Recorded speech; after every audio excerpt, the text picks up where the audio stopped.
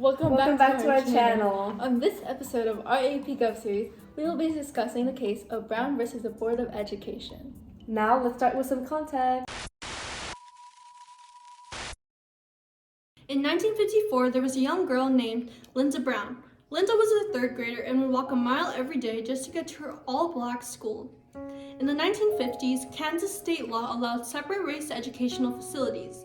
Many states followed suit with similar laws as they were protected by the case Plessy v. Ferguson, which legalized separate but equal facilities and laws such as Jim Crow laws. She was a bright student and deserved the same education as any child. When she applied to a school right down the street, she was rejected, and the only reasoning she was given was that this was an all-white school. You can imagine the frustration of parents who are conflicted between the safety of their child and their education. They can't stop her from going to school, but allowing her to walk is risky for a young child. So Linda's family and a couple of other parents who were denied permission into the all-white school rallied together and argued their case to the courts, stating that the rejection violated the Equal Protection Clause of the 14th Amendment.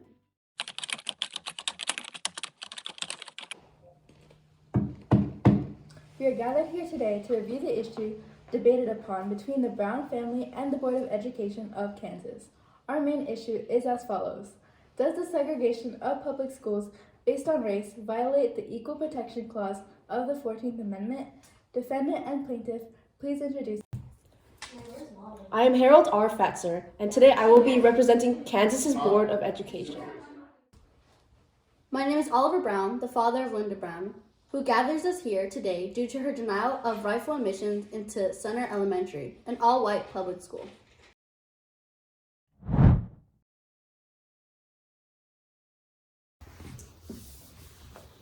To begin our argument, I would like to clarify that Kansas state law allows segregated schools facilitated within the city of Topeka. The denial of the plaintiff was not unreasonable, as you have stated before. We are an all-white school.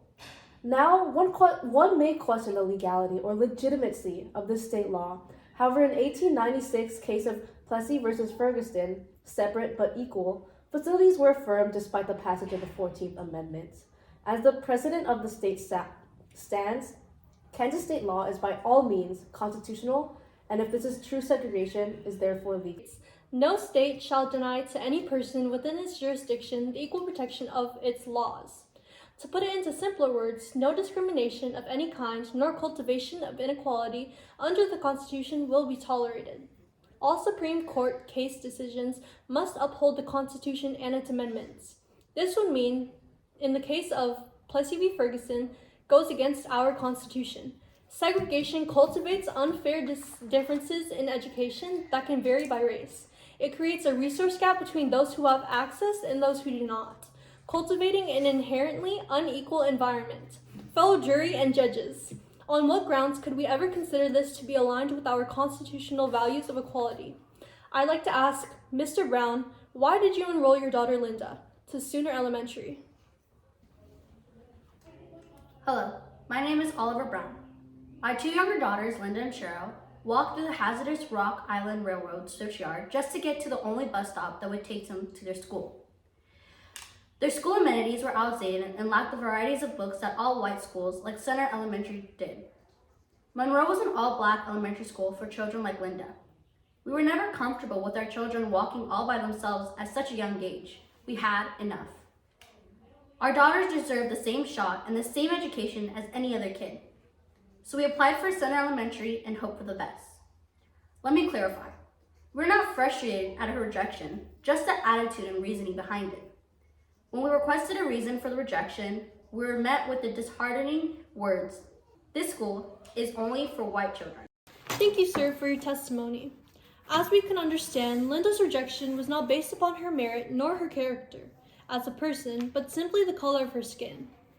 Although the opposing side may take this argument and say that our problem has no place here, it is a case of civil law, and under Article 3, Section 2 of the Constitution, the judicial power shall extend to all cases in law and equity arising under this Constitution, giving the guidelines that we have every right to argue that our rights are being unlawfully violated here in the Supreme Court by the state law upheld by Kansas.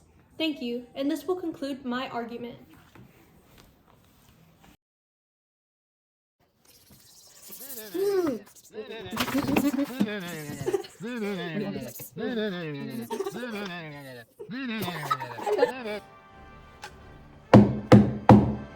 After hearing compelling testimonies, the court has come to its final decision. We conclude that in the field of public education, the doctrine of separate but equal has no place here.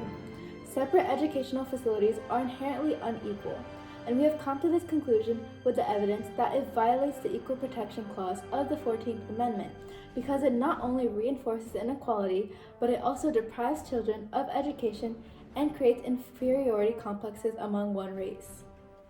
The new precedent ruled here today was a unanimous decision with no dissenting opinions.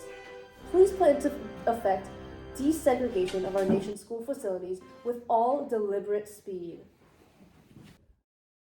Back to our AP Government Review series. Today we will be discussing the significance of Brown v. Board. Right. Not only did it set a huge precedent for minorities' rights, but also sparked the civil rights movement.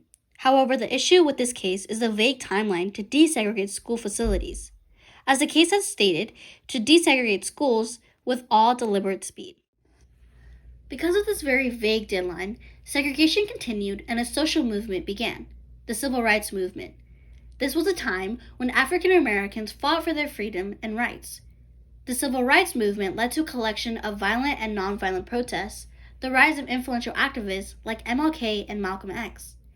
This movement led to a social reform as it brought to question how discrimination of African Americans aligned with our American values. The decision of life Brown and versus liberty. Board was a turning point in our society.